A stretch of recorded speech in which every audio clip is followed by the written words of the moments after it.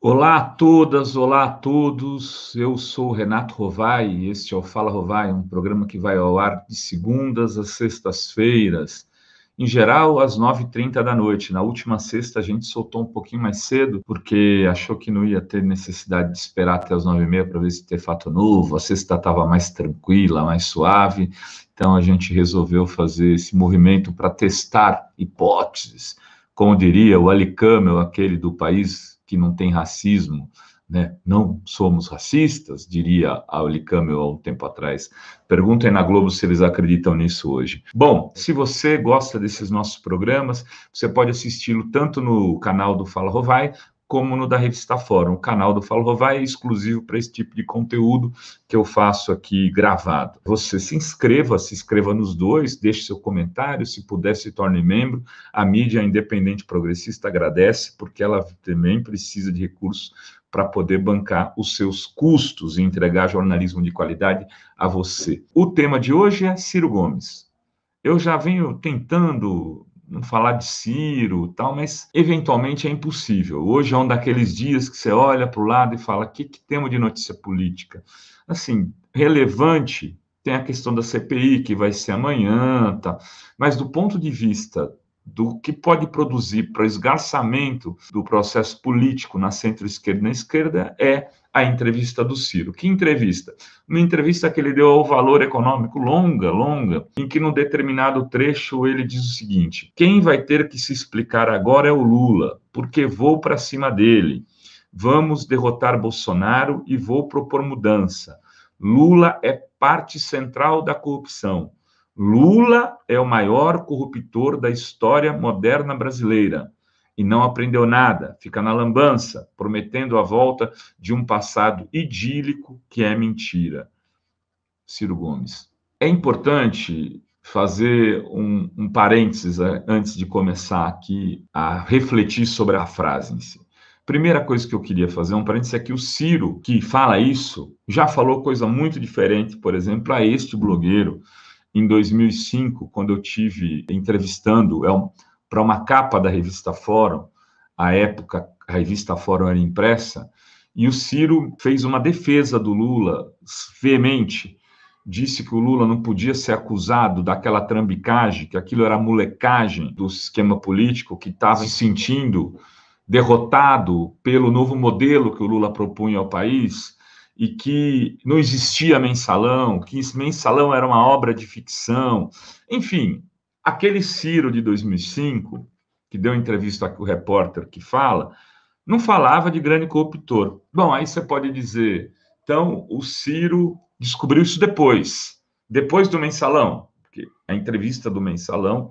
Então, quando ele descobriu? Porque em 2016 o Ciro estava defendendo, como ele mesmo disse, a Dilma Rousseff do golpe que sofria contra o Temer. O Ciro diz com muito orgulho que o Ceará foi o estado que mais deu votos contra o impeachment. Se ele achava o Lula o grande corruptor da história brasileira, por que ele defendia o governo, a continuidade do governo Dilma? Por que defender o governo do maior corruptor da história moderna brasileira? Será que o Ciro se esquece do que ele falou do Fernando Henrique Cardoso? Do que ele falou do Temer e da quadrilha do PMDB? Será que ele se esquece do que significa o orçamento paralelo do governo Bolsonaro, da construção com Centrão, com Lira? Ele esqueceu de tudo isso? Ou ele está fazendo um jogo político dos mais baixos e rastaqueras que um político que quer ser presidente da República e quer se vender como alguém sério deveria fazer? Até onde vai a seriedade do Ciro com a coisa pública e com o jogo público da política, né, se os seus interesses não forem contentados? Porque em 2017, 2018, o Ciro se sentava com Haddad discutindo com intelectuais uma articulação que poderia levá-los a serem os candidatos do campo da esquerda, PT e PSDB. Ele queria ser o candidato a presidente e aceitava o Haddad como vice. Disse isso em público. Isso depois dos governos Lula 1, Lula 2, Dilma 1, Dilma 2 e do golpe. O Ciro dizia claramente que estaria junto com Haddad. só não aceitou ser o candidato a presidente por esse campo político que ele acusa hoje de ser liderado por o maior corruptor da história moderna do Brasil, porque naquele momento ele queria ser ele já o candidato a presidente e não vice de Lula, para se o Lula não pudesse ser candidato, ele aí sim assumir a liderança da chapa. Por uma questão que eu diria menor, inclusive, do ponto de vista do que é o programa partidário, a defesa do país. Era ser o primeiro ou o segundo de uma chapa, e provavelmente que o levaria a ser primeiro, porque o Lula estava claro para o país que iam continuar deixando o Lula na cadeia. Até aquele momento, o Ciro não via o Lula como o grande corruptor da história moderna do Brasil. Então, as pessoas precisam, se querem galgar, subir escadas do ponto de vista público, elas precisam saber que lado que elas estão, que lado escolher. E o Ciro, por um bom período de tempo, depois que ele sai do PSDB, ele escolheu um lado, e ele ficou nesse lado, se a gente for ver, desde 2003, talvez até 2002, quando fez campanha, ele já fez campanha na centro-esquerda, junto com um garotinho pelo PSB, e ele pelo PPS, à época, fizeram campanha mais de centro-esquerda junto com Lula do que, obviamente, o José Serra naquele momento. 2002 até 2017, 2018, o Ciro foi candidato de centro-esquerda.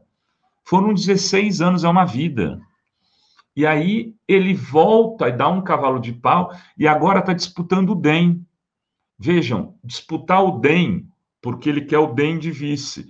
Olha o que é disputar o DEM. O DEM perdeu agora duas das suas lideranças mais importantes, Rodrigo Maia e Eduardo Paes, o ex-presidente do Congresso e o prefeito do Rio de Janeiro, que é cotado para ser candidato a governador, candidato à vice-presidência da República, até na chapa do Lula, foram para o PSD. O Onyx Lorenzoni, que é um bolsonarista fanático, como outros tantos, estão puxando o DEM para o Bolsonaro. E aí tem o ACM Neto, que está ali olhando, até outro dia estava com Dória, agora criticou o Dória, que o Ciro tenta capturar para a canoinha dele. E que ele acha que quer fortalecer o ACM Neto para ele ser a liderança do DEM e consiga jogar o DEM no seu barquinho. Um DEM despedaçado, porque não vai ter Eduardo Paes, porque não vai ter Rodrigo Maia, porque não vai ter Onyx Lorenzoni, vai ter quem? Um bando de ruralista safado e o prefeito de Salvador, que é um cara ligado ao que tem de pior da história da ditadura militar na Bahia,